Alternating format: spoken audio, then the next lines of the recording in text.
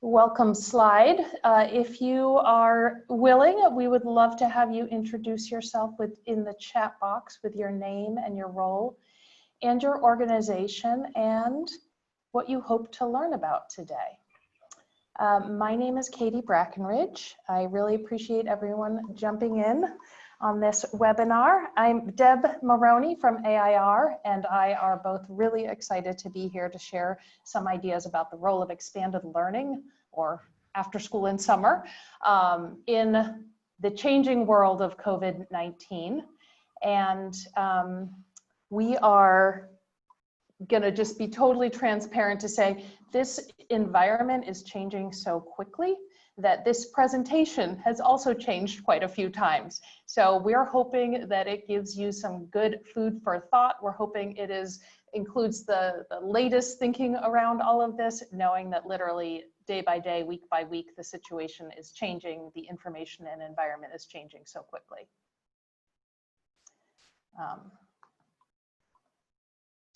My name's Katie Brackenridge. I'm a partnership director for Turnaround for Children. Turnaround for Children, some of you may know, is a nonprofit based in New York City. We take the science of learning and development, which you're going to hear a lot about today, and translate it into practices and structures and systems to help schools and school districts take a whole child approach to education. I have been at Turnaround for less than a year, and the previous part of my career has been entirely around expanded learning, which is what we in California call after school and summer programs. So this intersection on this webinar today is a reflection of what I've learned at Turnaround and what I know and how it relates to after school and summer programs and the great opportunities here. I'm going to turn it over to Deb for a second to introduce herself. I'm very excited to be co-presenting with Deb Moroney, who is my colleague of many years and good friend. Deb, you want to introduce yourself? Thanks, Katie. Yeah, hi, good afternoon, everyone. I am Deb Moroney, as Katie mentioned. I'm Managing Director at the American Institutes for Research. American Institutes for Research, which many people know as AIR, has been around. We're about to celebrate our 75th birthday. So we're an old, big non-for-profit research, policy, and practice organization. I am situated in a group of around 100 people that aims to support the positive development of young people, both in school and in out-of-school time settings. So as Katie alluded to, we've worked together for a very long time. And this topic today is near and dear to my heart because we really are talking about the intersection between schools and out-of-school time settings and our shared endeavor to support whole child education. So thanks so much for having me. I am located in the Chicago area where we are finally getting some warm weather today. Nice. That's great. Thanks so much, Deb. And just so folks know, Deb and I are going to try to keep it conversational in front of 300-ish people. We'll see how that goes. So she may interrupt me and I may interrupt her, and we've agreed that that's okay. We also have two colleagues joining us. Dawn Foreman is with Turnaround for Children, and Jill Young is with AIR, and they are both going to be monitoring the chat box. They may be chatting with you, and if you have a key question, you should at any time feel free to put it in the chat box, and we'll be asking them for those questions as we go along. And then we're also have saved some time at the end for questions. So just feel free to load up the chat box with your conversations and your questions.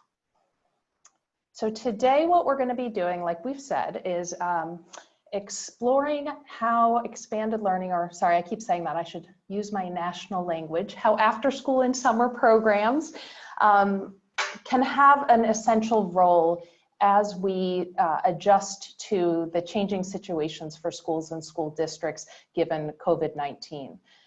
We are going to do that by talking first about the value of partnerships, the research that's shown how important the partnerships across sectors are for young people, families, all of us.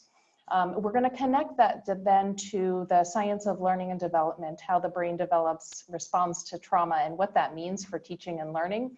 And this new framework that Turnaround for Children has been presenting around some essential R's and how that all connects to youth development.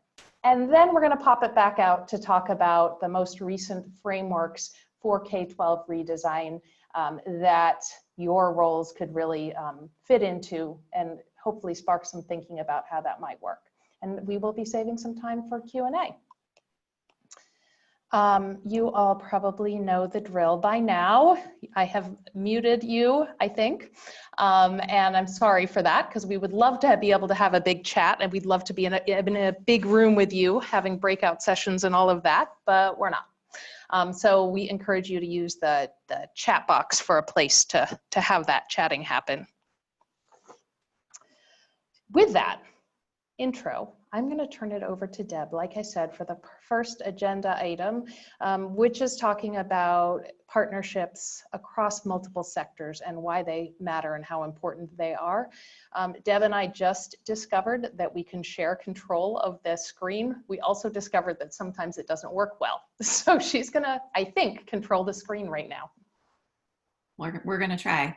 Thank you, Katie. And thanks really all of you for taking your time and joining us today. And I think that we all can agree, as we endeavor to support young people's learning and development, both in school and out of school time, that it takes partnerships in order to do so. And I think the phrase might be getting tired, but I'm going to say it, and now more than ever, those partnerships are critically valuable as we endeavor to ask adults and young people how they are doing and what they need. There is no way that any one program or system or classroom or teacher can possibly respond to the myriad of needs and supports that we all really need right now. And so we're just going to spend a little bit of time talking about the value of partnerships, both now and how we've come to this place. So here's the true test of my slide moving. Yes, success early on. And so, you know, we all know that over the past 10 years, there's been a resurgence, not a new initiative, but a resurgence of interest and passion and support and supporting whole child education, both in school and things like social and emotional learning and skill building in out of school time settings. And as such, the Aspen Institute convened a National Commission on Social and Emotional and Academic Development, which was led by education leaders in research, policy, and practice. And their charge really was to reimagine education with whole child learning and development at its core, and to come to consensus of how to make recommendations to move that forward in this new era of education. And so in 2019, they put out these 6 recommendations, which I will let you read and we can share the report with you. But I'd like to draw your attention to recommendation 5, which is the green one up on your screen, that says align resources and leverage partners in the community to address the whole child. And this really was a hard-won recommendation. This came from one of the commissioners who is the co-founder and CEO of the Forum for Youth Investment. Many of you may have heard her name, Karen Pittman, who said, yeah, that's great. We can support whole child education in schools, but we cannot do it alone. We need the strengths and assets from our community partners, which come in the form of after-school programs, summer programs, librarians, community-based opportunity youth programs. And really, she brought those stakeholders together to inform and propel this recommendation. So we're glad it's here and it's in ink, and I think we should really take it with us right now as K-12 systems endeavor to rebuild and reopen, and we fortify our role in that rebuilding. There I go. And so, as I mentioned, we all grow and learn and develop across all of these settings. It does not happen in one place or another, but for whatever reason, our field is separated into these sectors.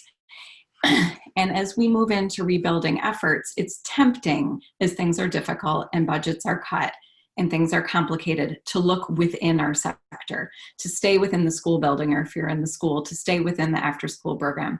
But we really need to road test our partnerships. So if you think back 6 months on your partnership, to really road test that partnership to say, hey, I know it's really hard what you're doing, and it's really hard what I'm doing too, but unless we work together, we're not really going to be able to answer that how are you doing question with a sufficient amount of services and supports for families.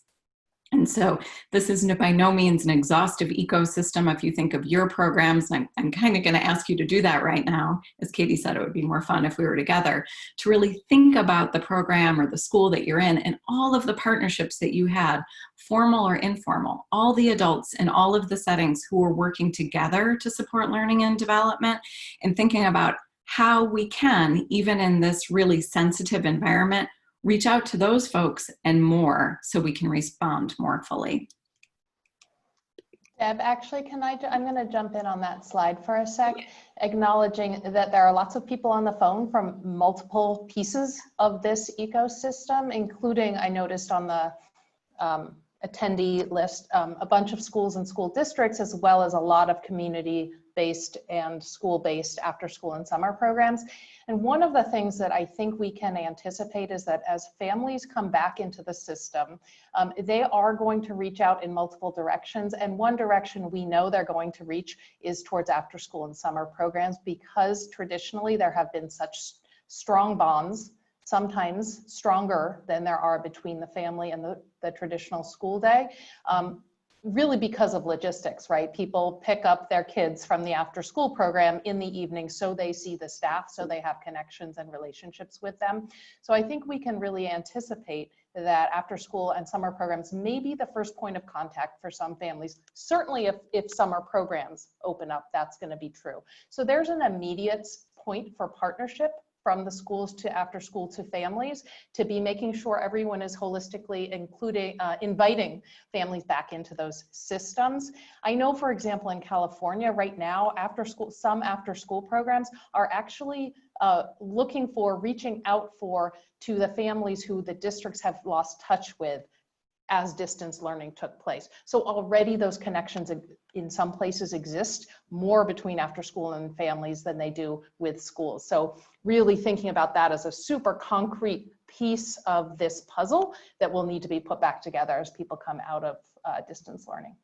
I'm so glad you said that. And I just want to add, from a Chicago perspective, where our schools are not always neighborhood schools, that oftentimes, and this is my background coming from the community-based organization world, oftentimes those programs are staffed by people who are from the community, and young people are commuting to their school, but really are located and know better the people in the community-based organization. So there's another really concrete point of connection. Another, which I was going to maybe save for later, but seems like a good part of the conversation now, and there's my dog, of course, is that, and I think you all know this, is that many community-based organizations and after-school programs have wide networks of other services in the community. And so as all of us need potentially more or different services than we've accessed in the past, that community-based after-school and summer programs might have just a more immediate point of contact with those providers, like mental health providers or employment services, for example.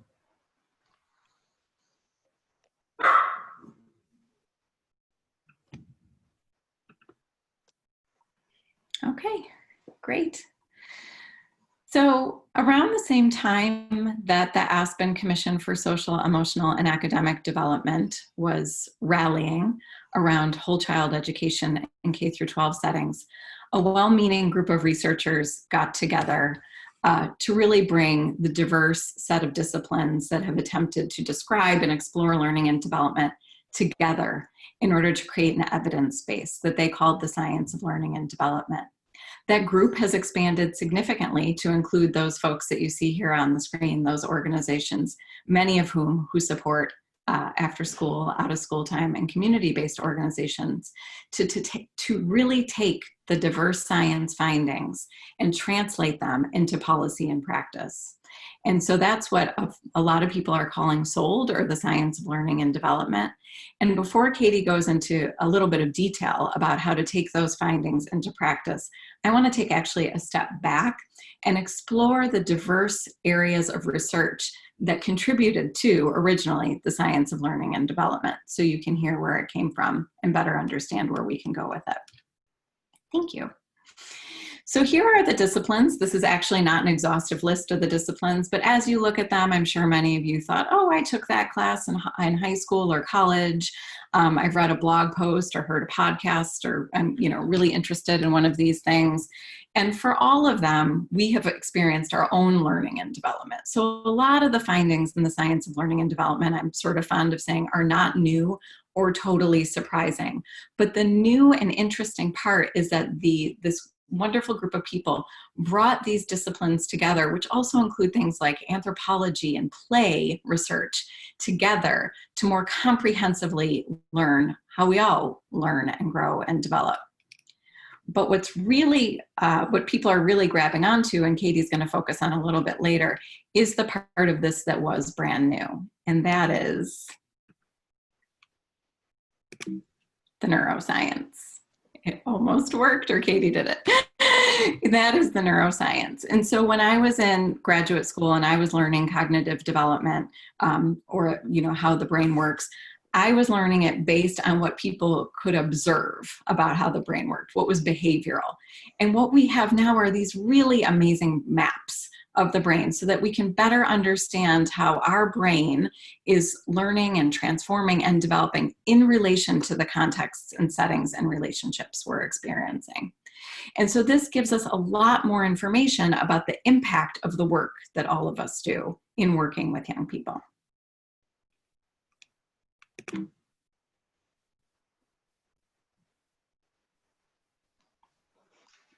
And I think the great news to me, as someone who works with all of you, as we endeavor to explain and implement how people learn and develop, is that this isn't another framework. It is not an attempt to silo the work that we do in one way or another. It is really a body of evidence that helps explain the good work that we're doing.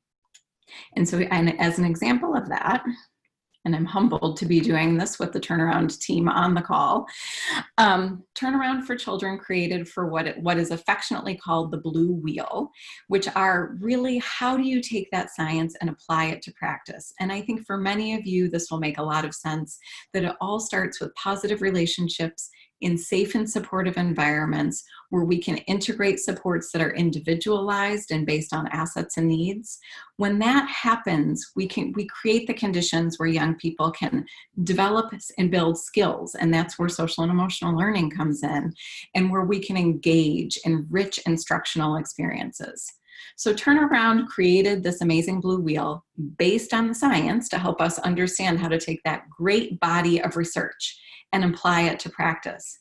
But that is not exclusive to K through 12 classrooms.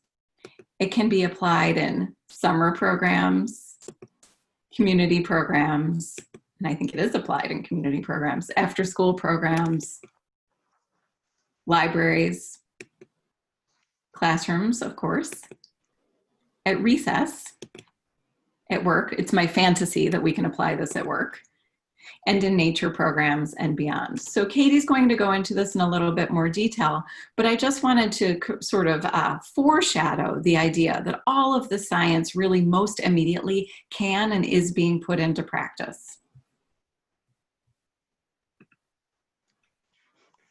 We're so pleased with ourselves for being able to move the slides independently. That's why Deb and I keep smiling. So I'm going to talk a little bit about this exactly what this science of learning and development is. Again, this new framework that Turnaround has been talking about that is really specifically for this time that we're in right now, and how that relates to youth development.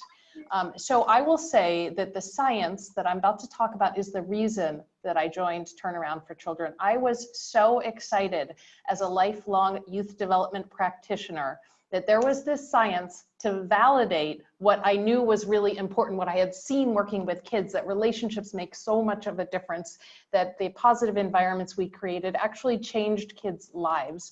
And then to learn that it is all based on our biology was mind-blowing. So I'm excited to share this with you and encourage you to do a couple of things as I'm sharing. One is to think about, what does this mean about our practices and the intentionality behind our practices?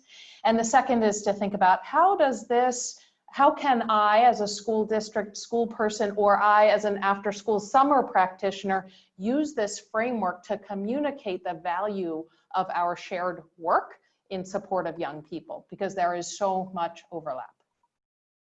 So as Deb mentioned, years ago, we thought that the brain was actually developed through young childhood and then pretty much was settled. You know, this is the brain that I will have for life.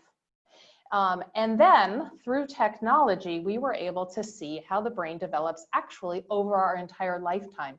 Yes, it develops more rapidly. There are quick moments of development in early childhood. Adolescence is another time when there's a lot of development, but we know from the technology that we've used to scan people's brains that our brains are changing and developing over our entire lifetime. The other thing we know is that our brains develop in response to our biology and also the context around us. And that happens through our genes. So we know that we have 20,000 genes in the human genome. And we also now know that only 10% of those genes are ever active. So what determines that 10%? It is a process called epigenetics. I'm giving you the incredibly short version of all of this, and I would just invite you, if you want more on the science piece, like exactly what all of this means, there are really great resources on the Sold Alliance website. But in short, the process of epigenetics is the process by which genes respond to the physical and social environment that they're in. And the physical and social cues that they receive are what determines whether they turn on or off.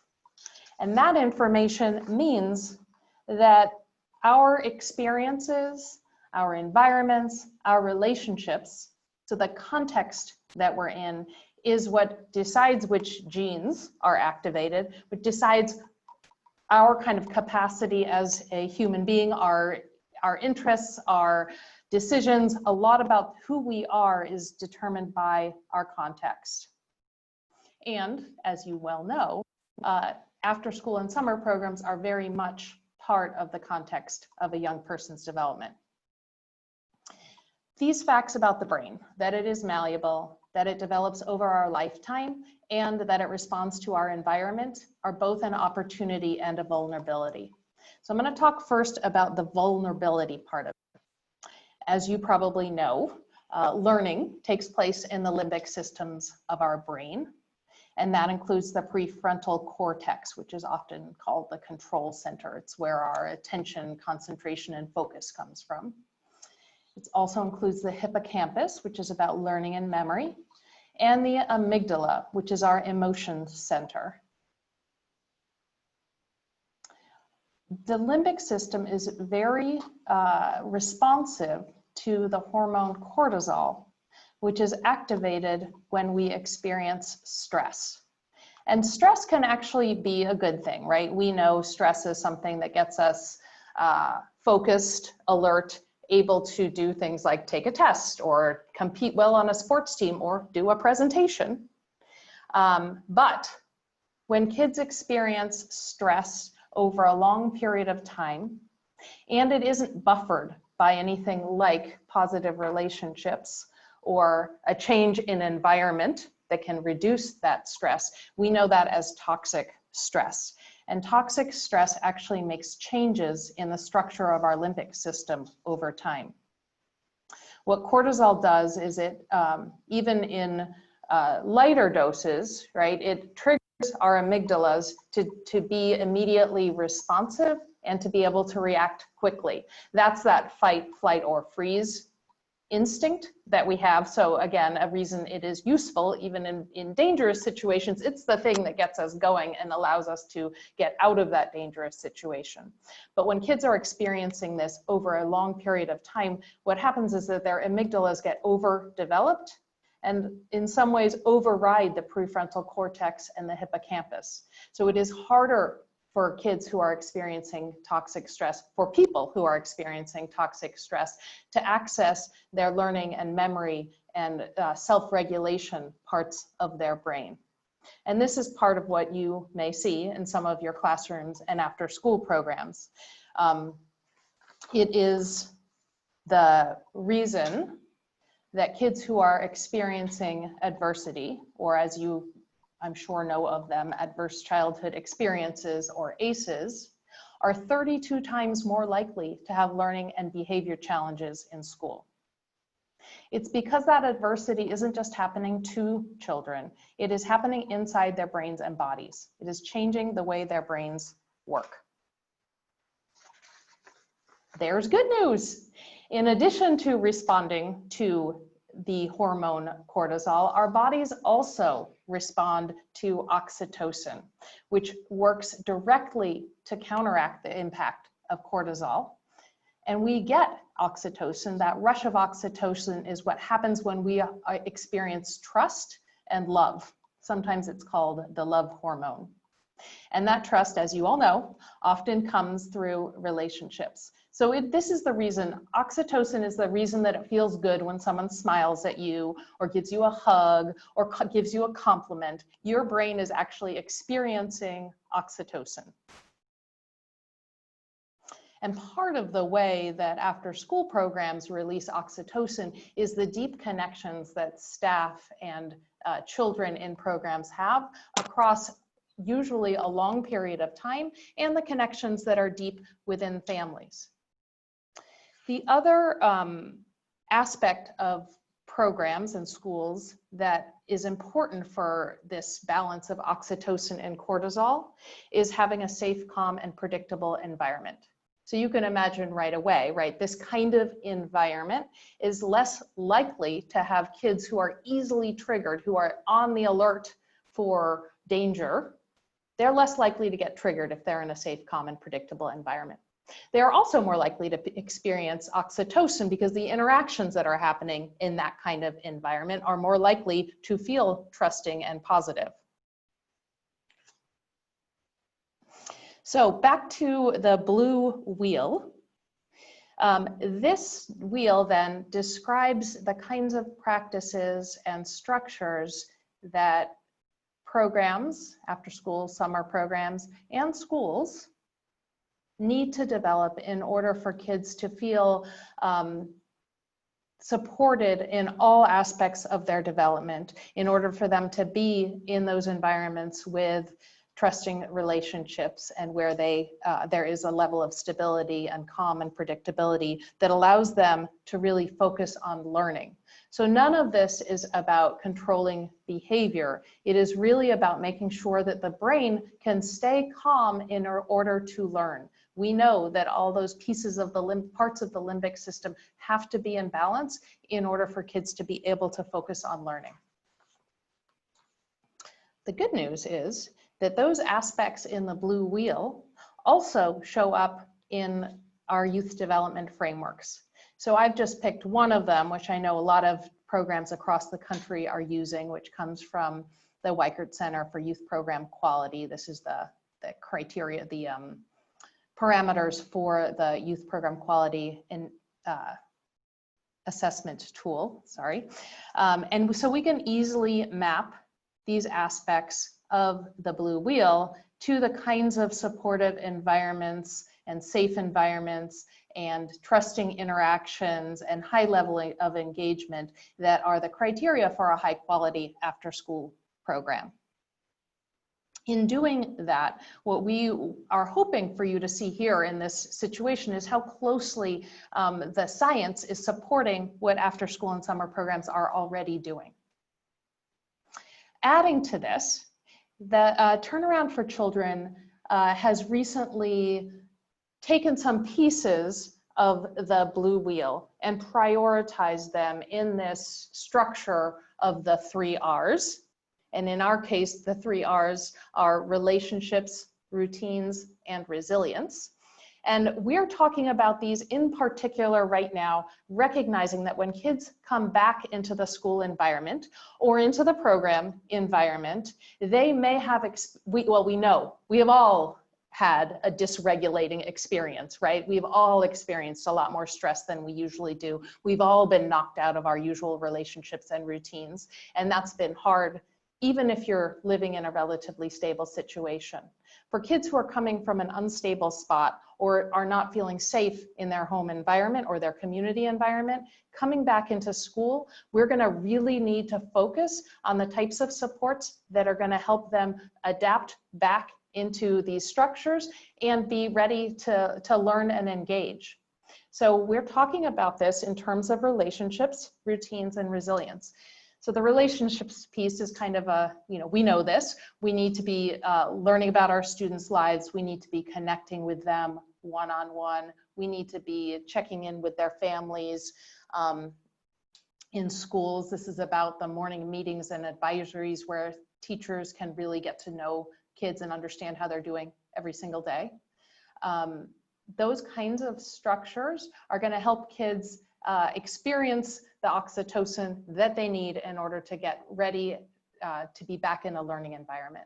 Similarly, that dysregulating experience that they've had has knocked them out of the routines that you may have developed with them over all of your work with kids. So you're going to need to recreate, co-create with kids the kinds of norms and expectations and routines that you may have already developed once, and now you're going to go back and do that again, but really taking the time to focus on those routines, not expecting that kids are going to come back into a structured environment ready to engage in the same ways as they might have before.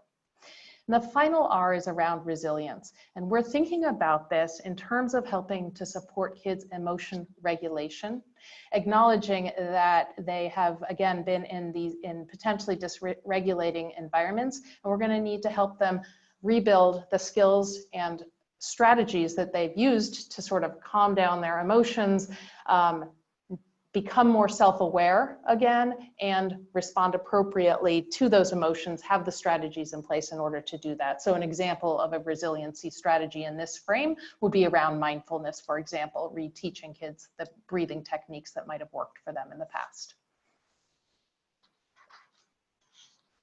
Okay. With that frame, with these 3 R's, I'm presenting these to you as a way of thinking about the role that after school and summer programs could play with their school district partners. Like, these are really strong areas for collaboration. I have heard some pressure on program providers to be thinking about academics, the learning loss, and what we know from the science of learning and development is that none of that catch up on academic learning is going to happen unless we're able to reestablish the calm, supportive learning environments and relationships that are going to be so critical for any kind of learning to happen.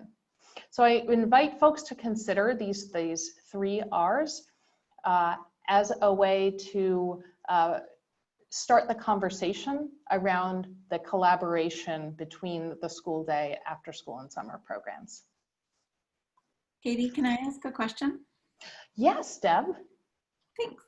So like the rest of our audience, I'm sure, this is hot off the presses. So it's new to me and I'm really excited. I love the play on the R's, and I think it's a really super tool for programs and schools to use together as we welcome young people into schools and programs. The word resilience, though, has me scratching my head a little bit. Only because for those of us who've been in the field and related fields for a while, it's not a new term. And it's also being used a lot in relation to the pandemic around a lot of different issues. So can you just be really specific here? If I were to talk about relationships and routines, those are really practical and easy terms for me to use and in communicating around school and after school partnerships. But can you help me parse out resilience a little bit and how I can talk about that today? Yeah, thanks. It's a great question, and it is definitely a question we have heard before.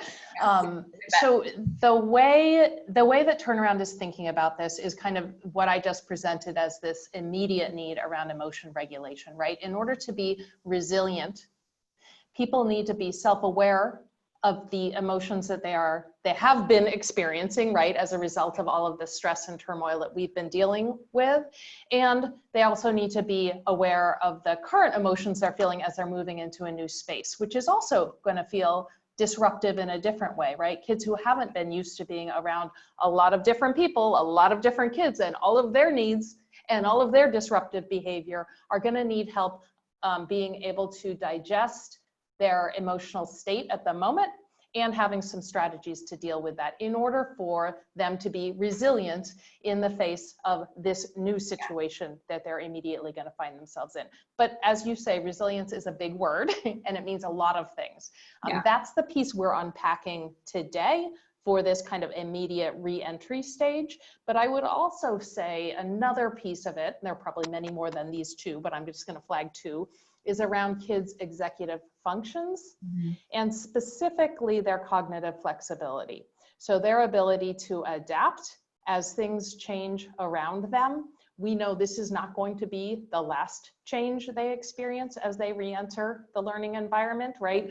We are already anticipating that there's likely going to be moments where they go back into distance learning and then come back into the school environment. So they're going to need a lot of skills in order to be able to navigate those changing situations over time. And that's something that I think is kind of step 2 on this resilience conversation for schools as kids come back into school. That is a very familiar spot for after school and summer providers, right? As youth developers, we are used to supporting kids, giving them tools to think about how they navigate the unavoidable barriers and challenges that they're going to come to. So that piece of resilience is very, I think, very familiar and another strong suit for after school and summer programs as partners in the school day. Yeah, you bet. I mean, I was even thinking, and I know my experience is very Chicago specific, and somebody said, you know, this current situation is different in every state and even within locales within states. But you were talking about the self-awareness piece around resilience. And I was thinking about the first time I went to a grocery store in a mask and all my neighbors who I'm so close with and everyone's wearing a mask. And, you know, I felt impacted by that, and just being able to take a step back and think about how that made me feel and how I was going to move ahead in that new normal. And you're right, Katie, no matter where you are, programs and schools are going to look different in the next 6 months to a year. And so I really liked all of your, how you broke down resilience in order to help all of us, really the adults in the space and the young people, manage through that reality. So I appreciate your definition. Thank you, Deb. And I would also say that it's a working definition, right? And we're going to unpack that more as we continue to experience what we're experiencing. Yeah. I realize that we didn't pause, as I promised, for questions along the way. So let's do a pause right now and see if Jill or Dawn have any questions that have come up in the chat box that you think would be good to address right now. We have just said a lot of words. There are no questions. The only one is, will the PowerPoint be available? Yes. And the answer is yes. Excellent. I answered that one. Okay. So I really encourage folks we're going to have some time for sure at the end of this. So whatever questions are coming up for you, please put them in the chat box and we'll circle back to you as we go. At this point, there is one now that just came in hot off the press that you guys may want to address right now. Okay. How does the very real racism that exists in our world and in our educational system show up in our youth and their families and staff in the terms of cortisol and toxic stress? Yeah. Any thoughts on how we can actively tackle this issue utilizing this information? That is a really great and important and big question. We could definitely have many, many more webinars on that. The way Turnaround has been talking about this, and I think, you know, lots of folks and Deb, I'm going to jump this to you in a second, but is thinking about that a large part of the stress and the adverse childhood experiences people are having is based on institutional and systemic racism in our culture. So kids who are experiencing that every day are also experiencing higher levels of cortisol than anyone would like to have happen. And there are some research studies going on right now about those larger societal forces and what kind of impact they have on people's ACEs scores and therefore on their long-term health outcomes. So it is a very real part of all of this. And I would say a reason that schools and after school and summer programs really need to think about equity within their relationships, routines, and resiliency practices. So how are schools and after school and summer programs set up in order to make sure they are not they are environments where kids are experiencing positivity and equity and not experiencing the negative forces that are all too prevalent in our society. Deb, you want to add anything to that? Thanks, Katie. I mean, I'll only say, and again, I'm very city centric in my both research world and personal world, but we're also seeing, of course, the differential impacts of COVID based on race and SBS, which is only compounding the very issue that the person who asked the question, I'm sorry, I can't see the chat box, surfaced, and it's one that we have to pay very close attention as inadequate, one that we need to actively address as we persist in programs. I know many programs have stayed open and reopened schools. And so the other piece, which our colleagues at the National Urban League surfaced earlier, is a lot of the frameworks that we have used to talk about how young people learn and develop in schools have not by the design of their makers, but by the way they have been implemented, have been racialized. And this particular situation has amplified some of that, but also mixed up the alphabet soup. And so you're seeing young people who are affected by traumatic experiences who haven't been assigned that role in our society, and you've seen amplified effects on those who have had been living in persistent structural inequalities. So there's a lot to deal with there, as Katie talked about.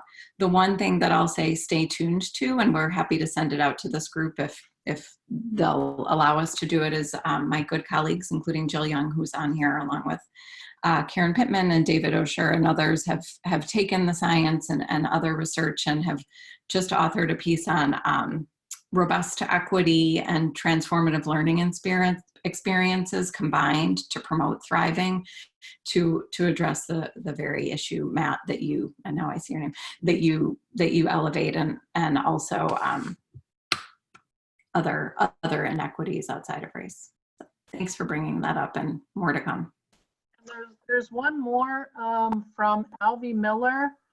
For resilience, I was wondering about the child noticing the silver linings that they found they were able to employ over the past months, and also thinking about how they can apply strategies that they found and bringing it into the present. That is a great point. Yeah, I think the perspective that kids often get to on their own, but that can also be supported by the caring adults around them, is a huge factor in resiliency. I put that kind of in that frame of navigating challenges and barriers, like helping kids to see the glass half full and half empty. Where do you see the opportunity in the situations that you're in? I am certainly having those conversations with my kids at home, so I can appreciate that. I just wanted to flag another resource on that equity question. Zaretta Hammond has an excellent article that I believe is called An Equity Lens on the Science of Learning and Development.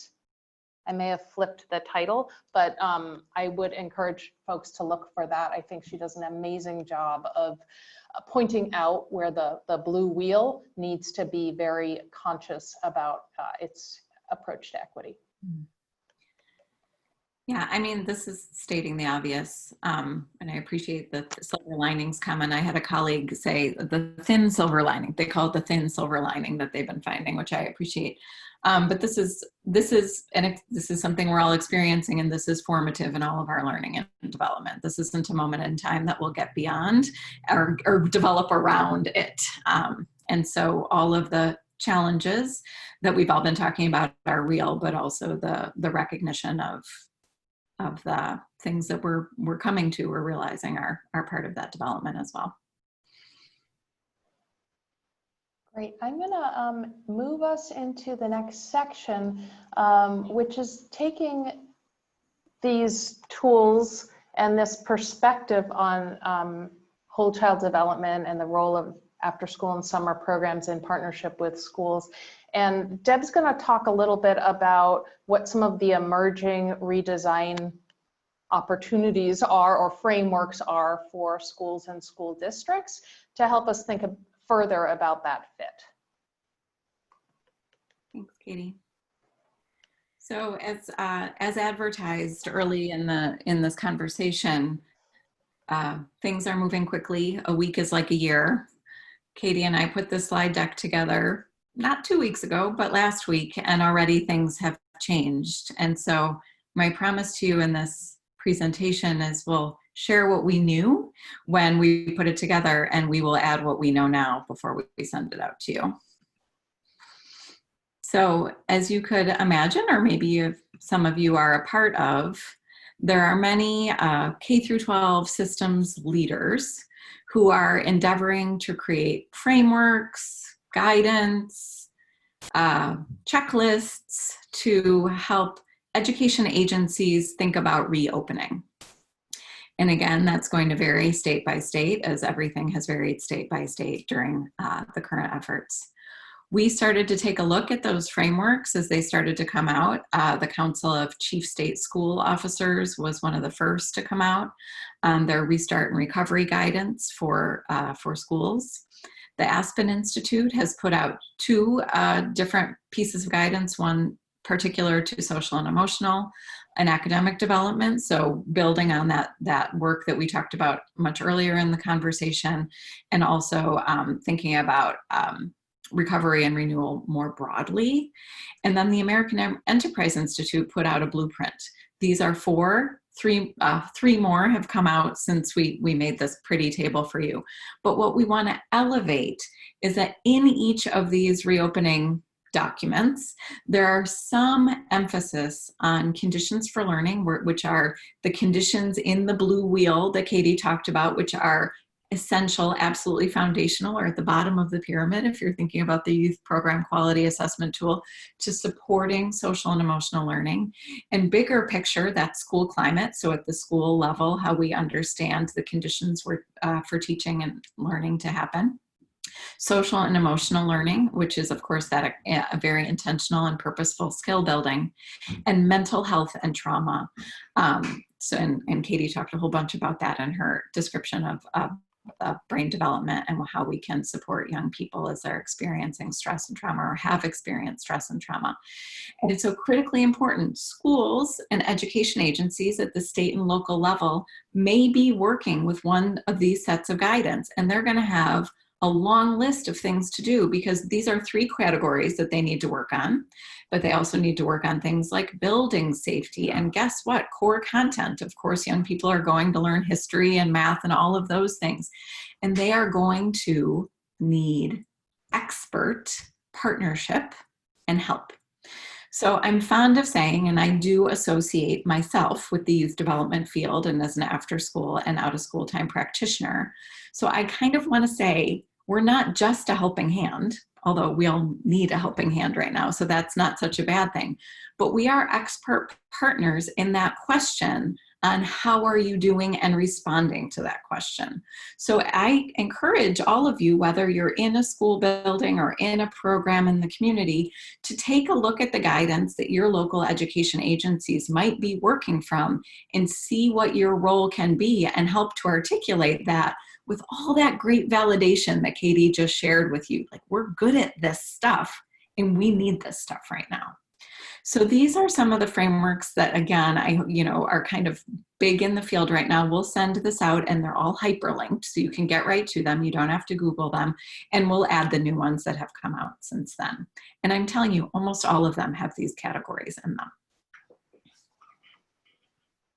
So to put a finer point on it, I feel like we're really making the point.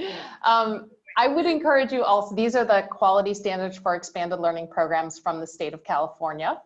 Many states have these quality standards specifically for after school and summer programs. I would encourage you to think about how those connect with the things that Deb just talked about, because what's in those quality standards is the way you get to positive conditions for learning, positive school climate, social and emotional learning, and how you address mental health and issues of trauma. So I think we've said much on this topic, but I will say that the line is really clear, and just figuring out how to draw the line and who to draw it with is really important at this moment. Yeah, and we don't have tons of time left, but I do want to share some quick tips that I think we've gone over, throughout the presentation, but just to sort of put a fine point on it. So look around, see who's a part of whole child redesign in schools, in programs, try to partner with them. If you have a local intermediary, if you're a part of a national organization, I saw some KIP folks on the call. If you have a local intermediary, like an Every Hour Counts intermediary, like the Partnership for Children and Youth that Katie used to work with, or if you have a statewide after-school network, and hint, you all have a statewide after-school network because there's one in all 50 states, they are working hard to make sure they are knowledgeable and a part of school reopening efforts. And so please do connect with them if you'd like to either know what they're doing and be ambassadors for their good work, or participate in some meaningful way. And again, we said it multiple times, families look to us, families know us, and families need support right now. We are networked, be accessible and available to families, double down on your family engagement strategies, reach out to the local family organization if it's a PTA or whatever, and also just reignite those partnerships that you may have had. Reach out to make new partnerships, because we can't do this alone, and they can't do it alone. And we want to make sure that we have those service pathways for young people and families as we reopen. And define your contribution. I'm not just being a nerdy researcher. Mental health, social and emotional learning, conditions for learning, school climate, quality, those are all important things, but they're not the same thing, and they all merit different responses. So we're going to be putting out some guidance, simple guidance on that. But as you're working with your local partners, try to understand what their unique contribution is, try to understand clearly what your unique contribution is, and then together we can clearly respond to families and young people's needs. Thanks, Deb. Yep. All right, so we have a few minutes for questions. And so Dawn and Jill, if there are any other questions, we can take probably 2 more questions, and then we'll be wrapping up. I don't see any questions. We were scurrying behind the scenes to find the link to the Zaretta Hammond article. Oh, thank you, Dawn. I appreciate that. We found that thanks to Laura Sykes. Nice. Yes, so no questions right now, but if anybody wants to quickly type something in. Okay, while that's happening, Deb, do you want to talk through your slides on the allied youth fields and other resources, and we'll grab a question if one comes in. Sure. Earlier we talked a little bit about the ecosystem that we all live in and work in and play in, and now more than ever we need to look towards the allied youth fields. Young people are navigating all of these different fields. Our workforce is navigating all of these different fields, and so I just want to kind of anoint you all with the science and the information that we shared, and really the responsibility we carry to support young people in their learning and development journey, so that when you talk to partners in these in the allied youth fields, that we're all sort of coming to it with the same sense of responsibility towards supporting their learning in these developmentally rich, identity-safe learning environments.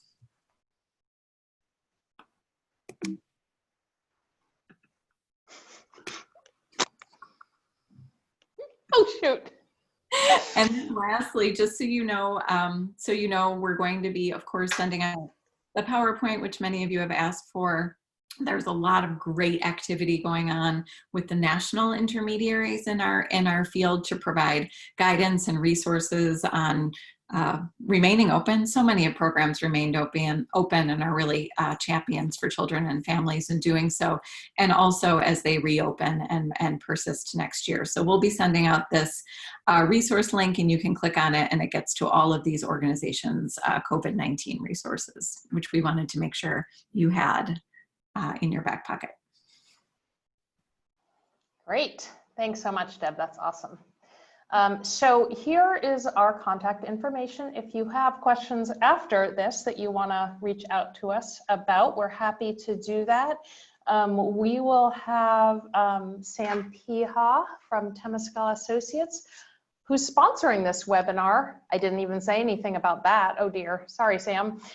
He will send out this PowerPoint with the updated slide from AIR, and we have really appreciated your time and attention. Dawn, I'm assuming there aren't other questions, but if there are, we could take one question now. Ladies are getting lots of kudos and thank yous in the chat box for the information and the value of the webinar. So, okay, great. Thank you so much, Dawn and Jill. I really appreciate your role in manning the chat box and helping us sort through all of that. And Deb, thank you for taking the time to do this webinar with me. I have enjoyed myself immensely. Thank you for having me, Katie. It was great, and really look forward to hearing everyone's stories and maybe reconvening in a few months to see how things are going. Great. Thanks, everyone. Appreciate your time.